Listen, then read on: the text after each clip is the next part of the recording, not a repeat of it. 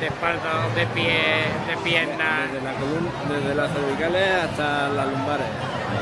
Y le decimos, estás mayor, estás mayor. Y yo le digo, ¿y tú? Que no es lo mismo. Ella está sentada ahí y lo único que ha hecho ha sido ir a ver a la Virgen a las 12 menos los cuartos.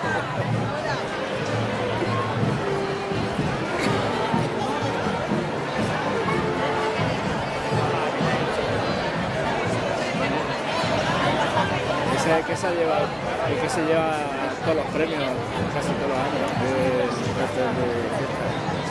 Ese es el que se lleva todos los años el premio. Y de aquí encima, es que se le pegó fuego.